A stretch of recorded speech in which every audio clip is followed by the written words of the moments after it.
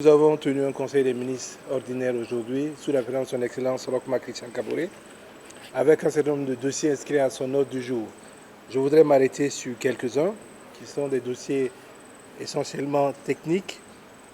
Nous avons pris un décret portant érection de l'université virtuelle du Burkina Faso, un établissement public de l'État à caractère scientifique, culturel et technique.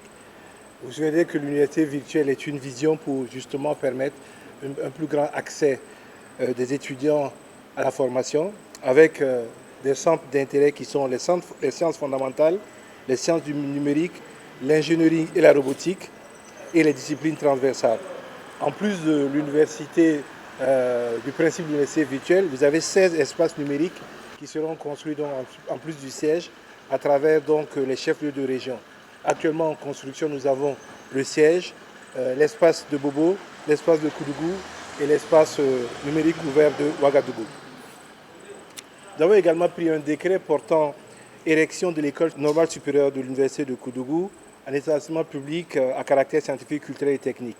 Vous vous souvenez que l'ENESCA est à l'intérieur de l'université Norbert Zongo et qu'il y avait donc une nécessité pour plus d'efficacité de la sortie de ce cadre universitaire-là au niveau déjà organisationnel et administratif, et ensuite de permettre une harmonie, une autonomisation qui va lui permettre de surmonter certaines difficultés dans le fonctionnement. Donc ce décret-là a été également pris. Au titre du ministère des Mines et des Carrières, nous avons acté le retrait, par un décret, le retrait du permis d'exploitation industrielle de la petite mine de manganèse de Kéré, attribuée dans la société Burkina Manganèse SARL. Le retrait est consécutif à un certain nombre de constats. La suspension des activités de la mine d'exploitation sans autorisation depuis un certain nombre d'années, le non-renouvellement du permis d'exploitation expiré depuis le 27 avril 2018, le non-paiement à l'État de taxes et redevances minières et pénalités, et le défaut de réhabilitation environnementale auquel la mine était astreinte. En outre, il faut savoir que Burkina Manganèse SRL ne répond même plus à une adresse au Burkina Faso. Donc le retrait du permis va permettre de trouver de nouveaux investisseurs et donc de créer de l'emploi, retrouver de l'emploi au niveau de cette zone-là. Pour terminer, donc, au titre du ministère de l'Environnement, de l'économie verte et du changement climatique, le Conseil donc a décidé de la tenue de la première journée de l'arbre. Vous vous souviendrez que le 24 juillet 2018, nous avons décidé que chaque premier samedi donc, du mois d'août, il y aura une journée de l'arbre.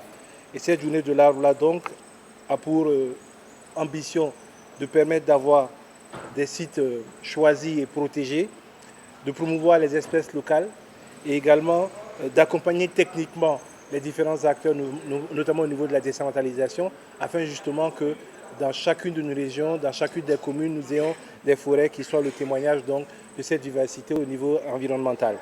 L'objectif donc de cette année, c'est de planter à peu près, dans le cadre de ces journées-là, 200 000 plants, dont la majorité donc, seront dans les espaces sécurisés, où nous espérons donc un taux de résultat de survie à peu près à 90%. Au titre des communications orales, le ministre en charge des Affaires étrangères donc, a fait le point de la réunion qui s'est tenue à Niamey il y a quelques instants de cela, avec notamment l'effectivité de la zone africaine de libre-échange. Désormais, donc, la journée du 7 juin serait la journée africaine de l'intégration. Ça a été l'occasion justement pour féliciter tous les acteurs qui ont rendu possible cette zone africaine de libre-échange-là, mais également féliciter les autorités nigériennes pour l'accueil réservé à la délégation burkinabé. Au titre de l'enseignement supérieur, de la recherche scientifique et de l'innovation, on nous a présenté les résultats sous réserve de vérification du baccalauréat session 2019. Quelques chiffres, hein. Il y avait 107 747 présents. Il y a eu donc 39 779 admis, soit un taux de 36,92%, avec bien sûr deux pics. Le taux le plus élevé est à observer au sud-ouest avec 41,74% et le taux le plus bas est au centre-nord avec 32,19%. Je pense qu'il y a un conseil des ministres où j'ai dit que le ministre en charge de la fonction publique allait prendre les dispositions pour que nous puissions à la fois discuter avec les GRH, parce que voir dans quelle mesure le dialogue social et la satisfaction des revendications des différents acteurs reste un élément principal de la gestion donc, d'une relation avec les partenaires sociaux, mais également voir dans quelle mesure nous devons assurer donc, l'effectivité de ces concours-là. Donc, le ministre a effectivement pris un certain nombre de dispositions qui ont été validées par le Conseil des ministres. Elles ont porté donc sur les concours professionnels qui ont donc été lancés il y a quelques semaines de cela. Et elles portent également sur les concours directs.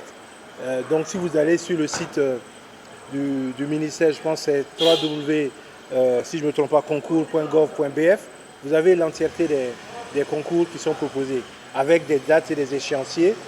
Je peux peut-être rappeler que pour les concours directs au niveau supérieur au bac, c'est du 15 juillet au 24 juillet les dépôts. Pour ceux du baccalauréat, c'est du 25 juillet au 6 août.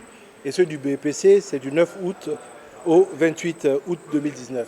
Nonobstant cette mise en œuvre des concours, le ministre a reçu l'instruction de continuer les discussions avec les acteurs de son département, notamment les GRH, afin qu'on trouve une solution.